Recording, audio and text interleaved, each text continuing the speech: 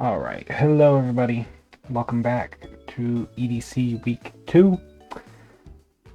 This video is going to be a bit different. I'm recording this after the battle, because I don't really like just uploading the raw battles and just having it be a 40-minute kind of like whatever video.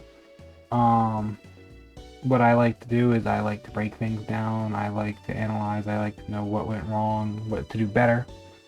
So that's what I'm going to start doing for the rest of these. In the description, there will be the edited, like, full battle, like normal. That'll always be there. It'll always be in the description, but that'll be unlisted in the description. You have to go through the description to get to it.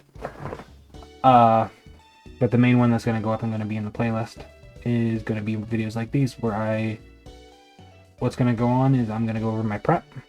I'm going to summarize the battle real quick, probably in like 5 to 10 minutes, go over just generally what happened each turn, and then I want to talk about where I went wrong, what I did good, and what really I think were like the key takeaways from the battle. That's just kind of how I want to start doing this. I don't want to just upload the raw battles. I think that's boring. I think it's boring to sit through a 40-minute battle where probably half the time being silent just thinking about what I'm doing. So yeah, hope you guys enjoy this still, and if you don't, well, then you have the normal battle in the description, I guess, and you can always just go watch that.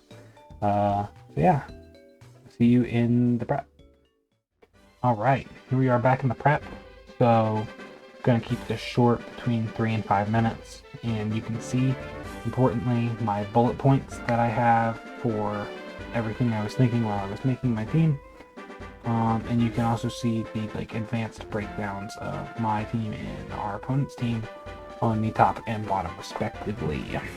So we'll just go start from top to bottom. Sylveon goes kind of crazy this week. A Choice Scarf, Pixelate, Terra Blast, or Hyper Voice kind of destroys almost their entire team. Enamorus and Rotom are able to eat it, kind of, but they're just kind of like one of the few things you kind of gotta break through before you go crazy. And then Iron Thorns, Okidogi, and Iron Crown, Iron Thorns, and Okidogi all have a ground weakness, which is why I am Terra Ground on the Sylveon, so that I can just spam Terra Blast and then Terra into ground whenever I need to, whenever one of them comes in they think they can take me. Second is my Glimmora, which I think is really important for this week. As you can see from their team breakdown, they have near no removal. They have Defog Lilligant and they have Defog Desi. So they have really no way to get rid of hazards, so I decided to go with a Suicide Hazard lead, but it's not just a typical lead, a typical Suicide Hazard lead. It has a lot of investment in special attack, and it's Terra Fairy. This is because if they choose to lead Walking Wake or something like that, I am set to be able to Terra Fairy and Oko that. I can also deal over 60% to Iron Crown, and just I'm able to hit a lot of things really, really hard if they decide to lead something that I don't expect them to. Other than that, Stealth Rocks and Toxic Spikes are always obviously really big to their team. Gliscor is just a normal, bulky, physical bulk monster. Mainly here for the Okidogi. That's the main scary thing, especially with that Terra. The lunge is really nice to keep the attack lowered, and then Spikes is just more hazards. Skeledirge is here pretty much solely for that Lilligant. If Lilligant were to be able to set up a victory dance at some point, it does become quite scary. So Skeledirge is here to be able to eat some of that pressure and make sure that Lilligant is never getting online if it were to come. Because of its unaware ability. Amoonguss is here as one of the special walls. It's specially defensive this week, and it's just really just kind of there to be a fat pivot and like kind of deal some chunk damage to things like Enamorus and Rotom Wash that could be really tanky for the rest of my team. And then finally we have Mew, which Mew is just kind of naturally really bulky. It naturally does a lot of things you wouldn't really think it would be able to, just with that base 100 spread across the board. And then Earthquake is to be able to hit things like Iron Crown and Iron Thorns when need be, mostly the Iron Crown, because like I said, Glamora does about 60% with Earth Power if the Iron Crown is at +1. And then Mew is able to come in and do at least 40% with Earthquake, which that was the thought process there, was if they lead Iron Crown for some reason, Earth Power, and then I can set some kind of hazard die and then come in on Mew and be completely fine, just revenge kill it, and we don't even have to worry about it. A lot of my prep was centered around making sure I can't get punished for my Glamora suicide lead, which I actually think was really good, but we'll get down to the analysis after I go over the summary. And then yeah, other parts of Mew is just, it's a naturally pretty fast thing into their team. Their team's pretty slow as well, like mine. So I'm just naturally going to be able to outspeed a lot of stuff and just flip turn and do what I want. And then Haze and Toxic Spikes are just kind of there as like, in case I need Haze. And Toxic Spikes is always nice. So yeah, let's go and let's jump into the battle summary real quick. Alright, so here we are in the analysis. So you're going to see my opponent, Gray, takes the team I have up here on the side. This is actually not really what I was expecting them to bring. I was expecting the Rotom Wash. I was expecting possibly the Enamorous. I was definitely expecting the Lilligant. I didn't really think Bessie was going to come. And I didn't really expect Crook to come, so I was kind of taken aback a little bit and a little surprised and like unsure of what to do in this lead. Because I had Glamora as my suicide lead and I planned out so many scenarios around it, I knew I still wanted to do it.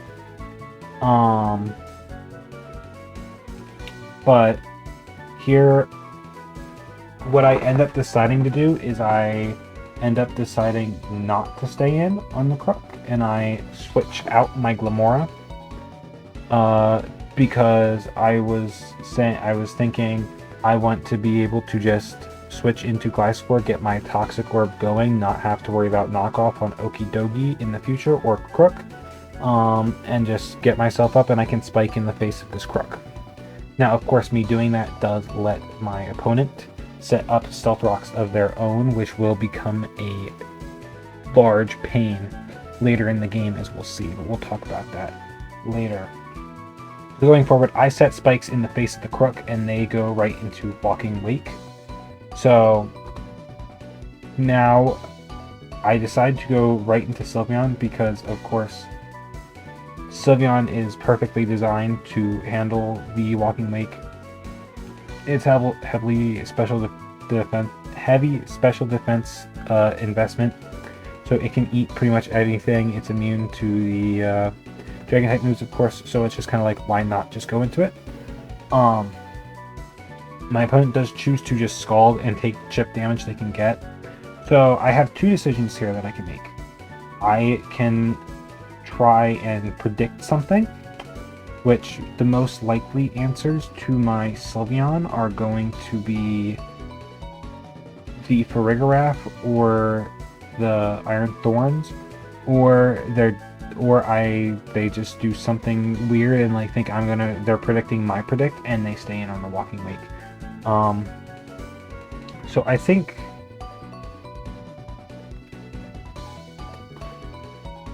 what I choose to do here actually is I choose to go for the Draining Kiss, and I do this because I'm kind of unsure of what to do, and I'm just gonna say I want to be able to have my HP back no matter what they go into, and I'll do a little bit of chip, and I'm just gonna make sure that no matter what, if they choose to predict my predict, Walking Wake is not going to be able to kill me on the next time I switch in. So that's why I chose Draining Kiss.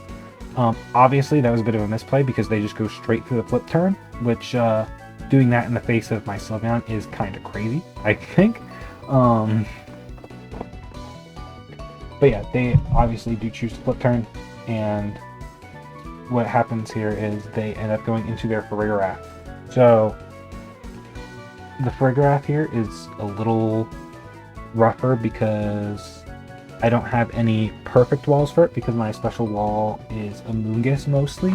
But if you'll remember, I did set my Mew to have a lot of special defense and my Sylveon. I just didn't want my Sylveon to get chunked down. So what I end up doing here actually is I end up going into Crook, or not Crook. Oh, I go into Gliscor because I was hoping the Psyshock, but that was a little risky. But I just really was like hoping that they would carry Psyshock and not something other move, and they did. Yeah, we'll go over my mistakes at the end too, because this is another one of them. Every time I'm in these battles, it is undeniable that the energy is just kind of pumping, and a lot of the times I'm not making the best decisions. So at this point, I just kind of gotta. I think I just go for spikes. I assume that after you use Psyshock that it only carries Psyshock, so that's why I go for spikes, I think. And then they go Crook, which I was not expecting them to. I don't really remember why they grow Crook here, to be honest. All right, they go Crook because they have Roar, and I choose to lunge so that the Crook is at -1 no matter what it chooses to do. If it wants to choose to Stealth Rock or Stone Edge me, it's going to take some chip damage, and it's not going to be able to really hurt me either. Because that's what I was afraid of. And then he roars, and they roar, and it brings out the Amoonguss. And at this point, this is just the game of what are we doing? Amoonguss gets a little chip as they go into Farigiraf, and now Farigiraf is kind of a problem right now. So right now I was a little unsure of what to do here. I end up going into Skeledirge because the fact that they don't have Lilligant made me think Skeledirge wasn't really that important to keep around anymore. But that is undeniably a bad decision because they just Psychic Noise here, and instantly half of my Skeledirge's HP is gone, and I just can't do anything to this anymore. I don't want to lose Skeledirge, so I just like...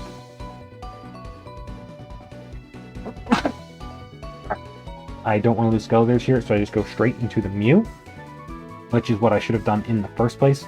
Mew resists the Farigiraf, obviously. It's built special defensively, it's got good bulk. It should just be able to take anything this thing wants to do, and look at that, it does. So if I had just gone that turn 1, I'd still have a completely healthy Skeledirge, and we'd be completely okay. But, you know, it is what it is.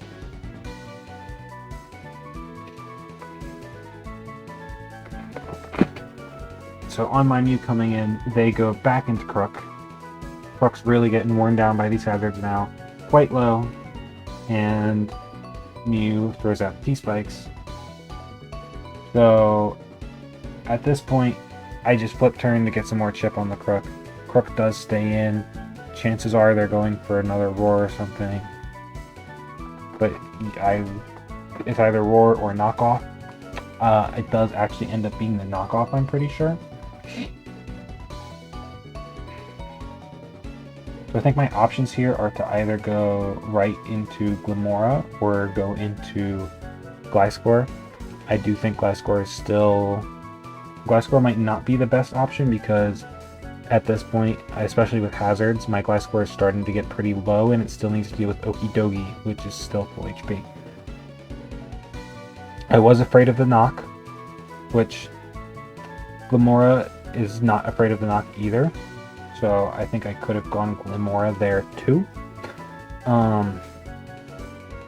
But obviously Gliscor takes the knock instead, which is something we're okay with. We wanted that, but now my Gliscor is really chipped. So now that's a problem. Because now what do I have left that's going to deal with Okidogi when it comes in? We know it's Terra Ghost, so my Skeledirge cannot handle it. My Gliscor should be able to handle it, but it's really low. At this point, it needs to be, Glamora needs to be able to take a hit from it and like deal some good damage back, die, and then give Sylveon a chance to come in and finish it, revenge kill it. That is probably what we should be thinking right now. So right now my priority should be conserving HP on Gliscor into this Crook.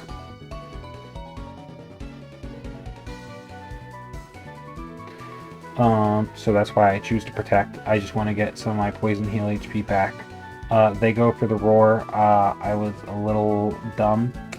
I didn't remember that roar went through protect. So now I'm forced into Sylveon, which this is actually a pretty good spot for me, all things considered. Because now Sylveon just has the ability to start throwing out moves, and it will at least eventually force in probably the Okidogi or Farigiraf or something. So what I'm going to choose to do here is... Sorry. I'm going to Terra Blast, and I'm just going to take the knockout. Which is a little rough, because now their Dogi will come in, and their Dogi's just going to Terra Ghost in my face. That will simply just happen. Alright. So here we are back. We ended up DCing, so we had to remake the battle, but nothing significant really changed here. So we're just back in the same spot where Sylveon just KO'd Crook, and their Dogi is coming in now. So I decide that what I have to do is go into Glamora here. It's the only thing I can do into Dogi. I have to do what I was saying earlier, and I just have to try and chip it down with this, with something from Glamora, and then hopefully Sylveon or something can come in and finish it off. So they just go straight for the Terra Blast here, which Glamora does end up eating. And now, what does Glamora do? Glamora actually ends up setting Stealth Rocks here. So at this point in the game, I've kind of put myself in this weird spot where a lot of my Pokemon are really chipped down, and everything's starting to kind of fall apart a little bit, because I'm tunnel visioning so hard on these hazards, and I'm like, they don't have hazard removal. What do? I want to get up hazards. And I think at this point I might, no, I think I'm missing one layer of spikes, but I have every other hazard in the game up right now, I think. I think that is the point we're at. We might only have one set of T-spikes. But I will tell you, later in this game we get to having every single hazard up. So, we succeed there, I guess. But no. I end up tunnel visioning really hard in the hazards. And it really ends up costing me, because what's going to happen here is now I'm sitting here in front of this Dogi, and I have not really anything to deal with it. So I had to just take my full health Amoonguss, which is okay because Amoonguss still doesn't have anything it really wants to wall that he brought. Besides, it could wall the Wake, but that's really it. And Sylveon already does that pretty well. It's just about conserving HP on the Sylveon. That's the only thing that matters. So we just have to sit here, and what we have to do is we have to Toxic. So we Toxic here and just put this Dogi on a timer while it Ice Punches our Amoonguss, and we're just trying to kind of stall turns.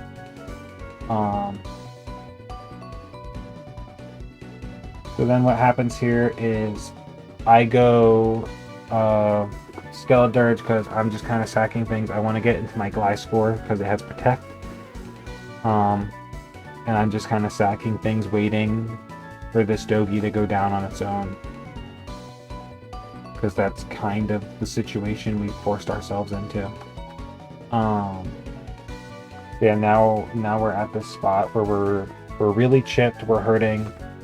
We protected on we protected on the Dogi, and it just goes for bulk up in our face, which, yeah, what else is the Dogi gonna do in our face?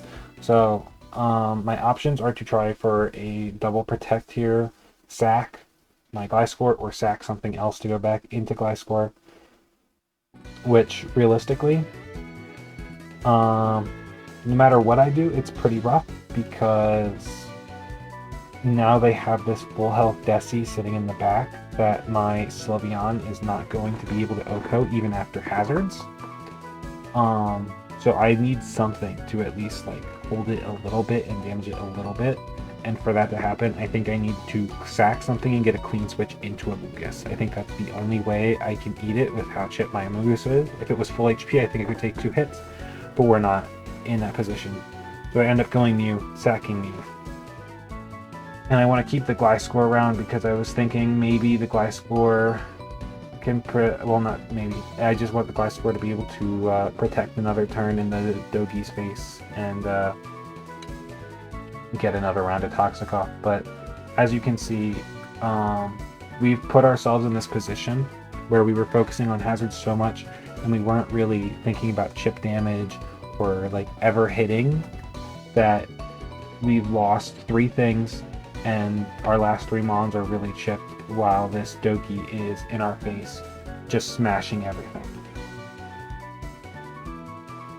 So what ends up happening now is the Dogi does switch to preserve itself. I think it does die to hazards, but they want the free switch. I protected in their face, and now they switch, take the free switch into Walking Wake.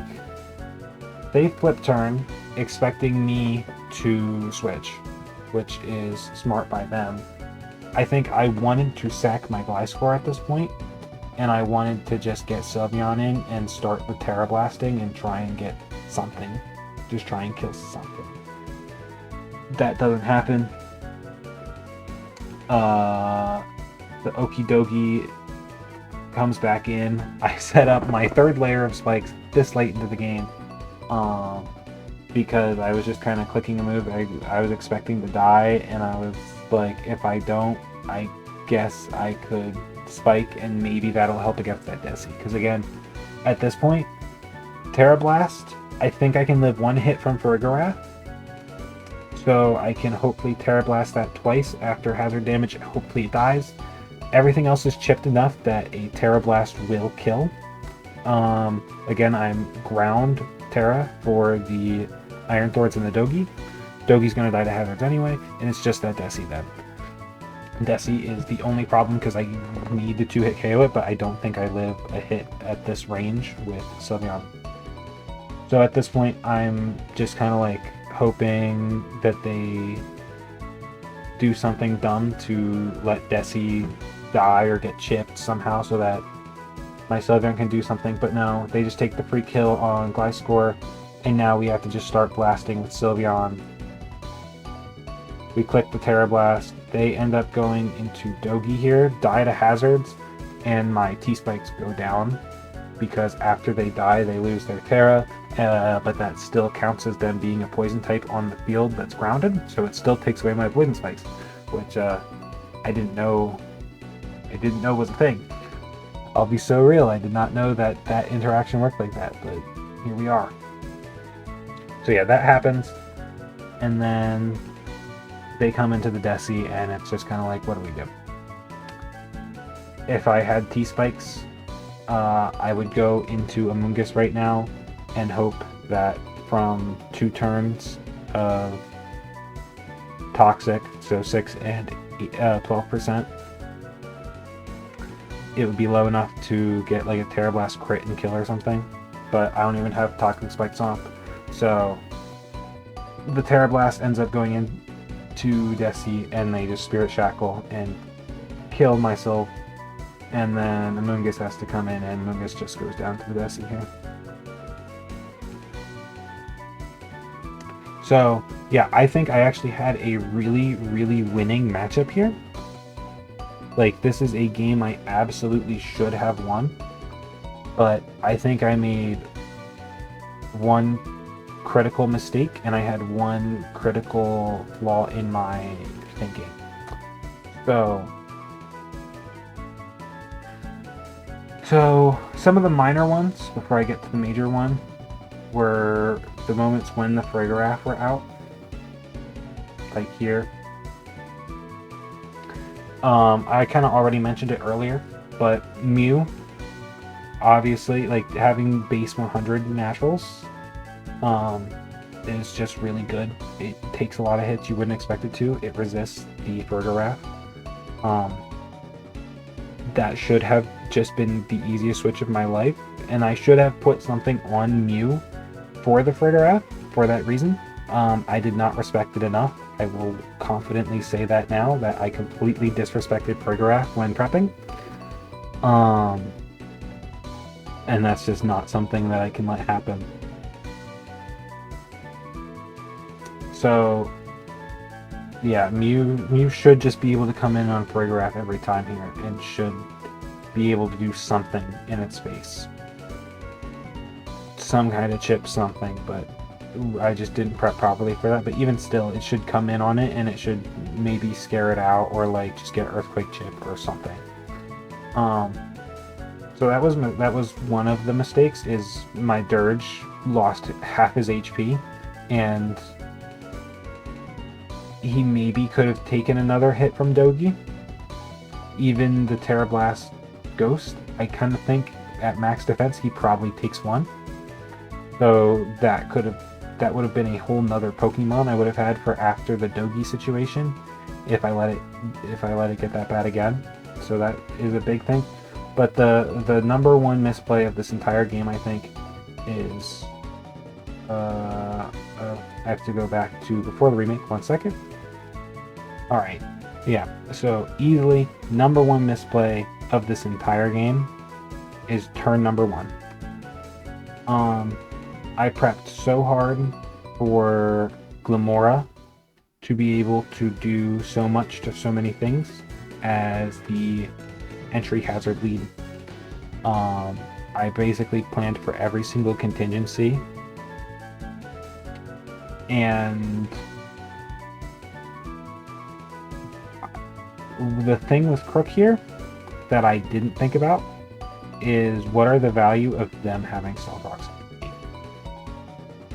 So there's two situations here. There's one situation where they're Suicide Hazard lead Crook, where they're just stealth or Focus Sash rocks, but I think that's unlikely into my team. And the more likely scenario is what they actually did, is that they're Intimidate, Rocky Helmet, kind of like pivot with Stealth Rocks. So the super easy and correct play here is to literally just Terra Fairy and Dazzling Gleam and take the guaranteed knockout turn 1, because the Crook doesn't get hazards then, and if they don't have hazards, where are they chipping my team ever? Then I still have a full focus Sash Glimmora, because I'm going to be faster than their Crook. Even if I'm not faster than their Crook, they Earthquake me, and what happens? They die too. Like, then I'm still up. I still am able to set hazards next turn or later in the game. I have something like a sack later in the game. More importantly though, not more importantly, but just another thing is their dark type is out of the game. My team is very dark type weak. I kind of mitigated that this week a little bit with what I brought, but still, the knockoffs are really scary and really important. But more important than anything is just the fact that they don't have hazards then. Another one of the weaknesses on this team is that they have very few ways to set hazards themselves. And I think I completely got fucked by hazards this week. I think if there's no Stealth Rock, my Gliscor ends up 50% healthier into the Okidogi, and everything else is so much healthier and just is so much better off. So I just think if I just took that free kill turn 1, like, the game is just that much more free. Like, that was easily the biggest thing. I prepped it to be able to kill. I didn't want to use my Terra on Glimmora, even though I prepped it, because I thought Terra Ground Sylveon was going to be so huge. But again, if they don't have hazards, I have so many ways to get hazards. I have Gliscor, I have Remora, I have Mew. I will get hazards eventually. I just need to, if I could prevent them from getting them turn 1, that is so much better for me. That is so much better. If I just took this skill, I will be able to get hazards up eventually. I will be able to get Sylveon in a good position. I will be able to play around it, but I just lose too much HP to hazards over the course of this game. And the Crook in general just takes away way too much HP, gives way too much momentum when it roars or when it they sack it for a free pivot. I think that is just number one thing that went wrong in this game. So I think the lesson to take away from that is that, one, don't tunnel vision, because I tunnel vision so hard on hazards that that's all I wanted to do. Was I wanted 3 layers of spikes, and I wanted stealth rocks, and I wanted 2 layers of toxic spikes, and I was like, if I do that, I win the game. But I can't tunnel vision like that. And also, I need to think about all the ways they can win and all the ways they can kind of start to get ahead, which in this game was them getting stealth rocks. If I can prevent their hazards, that's oftentimes going to be better in the long run than me getting my hazards with my team.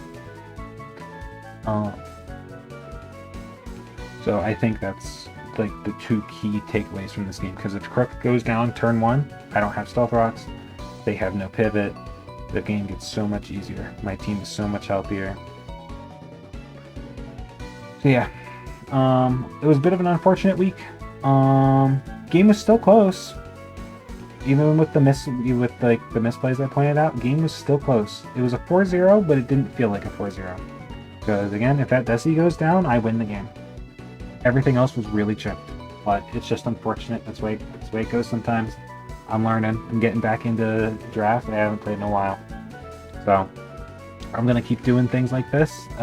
These breakdowns, where I instead of just letting the game play, I'm gonna talk through it and talk about what happened and what I think should have happened, because A, that's gonna help me learn, and B, I think that's a lot better learning for everyone watching this and a lot better entertainment.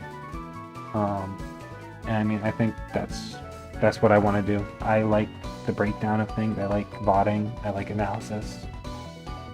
That's who I am. So I think that's what this channel is going to be. So yeah, again, if you want to see me live in the battle, that's in the description. Check out that video. But other than that, thank you guys for watching, and I hope you'll stick around and watch me grow for the next 5 weeks. So yeah, thank you everyone. See ya.